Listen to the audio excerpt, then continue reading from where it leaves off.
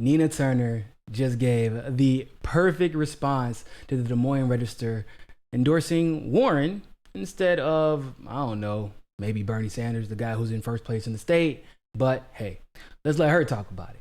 Thanks for watching.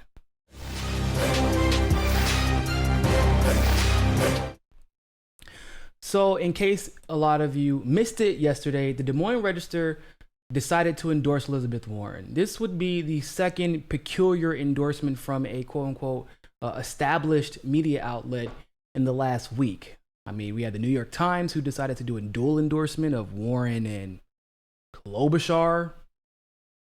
Yeah, I know. I don't get it, but whatever. Cool.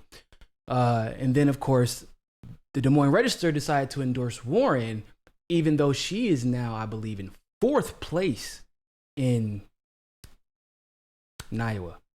She's like in fourth place in New Hampshire as well. In fact, she has been falling from grace ever since she decided to pull that little stunt on Bernie Sanders. Now, Nina Turner was asked about this in a recent interview on CNN, and her answer, as usual, was absolutely perfect. Let's check it out.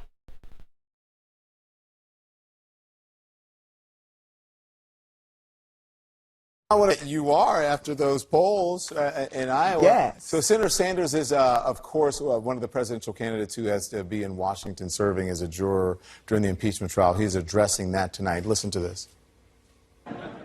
We learned this morning that the Senate would adjourn before 1 o'clock. We got on our plane, and here we are. Though we have had to radically change our schedule in the last week, kind of toss it into the garbage can, and we possibly can. So how is he coping with the impeachment schedule? Well, upholding his constant campaign is that it has always been not me, but us. And so the structure of our campaign, whether it's me or in the ready position on behalf of the senator as he is a juror in the trial. Yeah, we just heard that the Des Moines Register is, the editorial board is endorsing Senator Warren. Get those endorsements, but the ultimate endorsement will come on Election Day. And as the CNN polls show, the New York Times polls show, and the synergy and energy and enthusiasm on the ground shows that Senator Bernard Sanders is surging and surging strong. And so ultimately, Iowa voters will have the last say. Don, I mean, look, we are knocking 2 doors a second in Iowa right now. That's a whole lot of folks knocking on a whole lot of doors. And you can have whatever endorsement you want, but at the end of the day, it's going to be the voters who determine who wins this election. Especially because endorsements, one, don't mean what they used to. But Nina actually has a more salient point and a well-founded point than I think she even realizes. Because I'm actually about to go through a list of former endorsements by the Democratic Register, or excuse me, by the Des Moines Register. So in 1988, they endorsed Paul Simon. Did he win? Okay, I didn't think so. 1982, they didn't endorse anybody. 2000, they endorsed Bill Bradley. Man, that was a crazy Democrat. You remember when Bill Bradley won that Democratic primary election? Yeah, me neither. 2004, they endorsed John Edwards. Man, he gave it a hell of a run when he didn't win either. 2008, they endorsed Hillary Clinton. Need I say more? No, I shall not. All right. 2016, they endorsed Hillary Clinton. Now, with that being said, some would argue that Hillary Clinton won the nomination. I would argue that she stole the nomination and that she didn't really win it. In either way, Elizabeth Warren.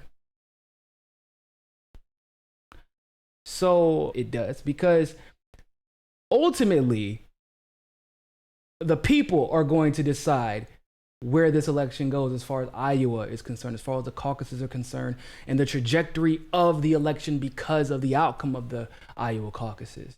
That's not going to be determined by endorsements from the Des Moines Register. No matter how much you try to prop up the Warrens of the world, no matter how much New York Times tries to prop up Klobuchar, no matter how much Working Families tries to prop up Warren, it doesn't matter.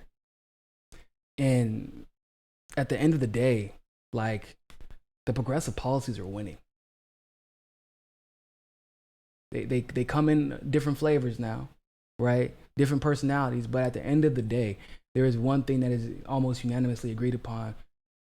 Progressive policies, populist policies, populism in general is winning. And that's a great thing. I must say, though, before I head out, I really wish that Nina would get more interviews. Like, because every time, first of all, let me just be real with y'all. Nina is not good at hiding her emotions. Like, however she feels about an individual person or a character or a situation in politics, she's not really good at hiding it. On her face, it's all there. But she doesn't respond emotionally. It might be her emotions are on her face, but she never responds emotionally. She responds contextually and with facts. And what she says, by the time she finished saying whatever she said, you just took it as a gospel. You're like, man, I don't know. I mean, I don't.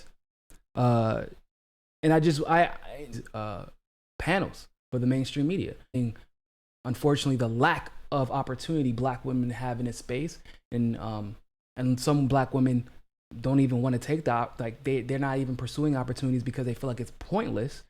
I think that Nina being in these spaces and speaking from the progressive perspective of a Black woman is huge. It really is huge. Unfortunately, the truth of the matter is, Black men oftentimes, like the ones who are alive that haven't been assassinated, oftentimes aren't viewed as intellectuals amongst the quote unquote white neo-progressive community. We're supposed to kind of intellectual and philosopher that he is. That was big for me. Nina Turner, unintimidated, unabashed, and unashamed about her progressivism and where she stands, and standing up to the Democratic plantation, the Republican plantations, and being president of our revolution. Like, Nina is a very achieved person, right? Not just as a politician, but as an organizer. Not just as an organizer, but an activist. Not just as an activist, but a public speaker. Panels, because will they try and bombard her? Yeah, of course. Have you seen what happens when they try and bombard her? Panels. They've tried it. Doesn't work out well for them.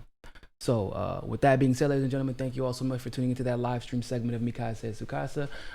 Make sure you go follow Q Bounty. That's where we got the clip from. Q Bounty is an MCSC network. Great service to me, because I can't watch mainstream media for more than 5 minutes without wanting to rip my hair out.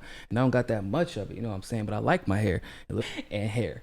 So if you want to watch all the hot takes and the cold takes from the mainstream about the election and other issues, make sure you follow Case Study QB on Twitter, and make sure you subscribe to them on YouTube as well. Other than that, and hit that notification bell if you like that segment of Mika Says Su Casa. Of course, if YouTube is giving you trouble, as it always does, you can download the Rockfin app and follow us there.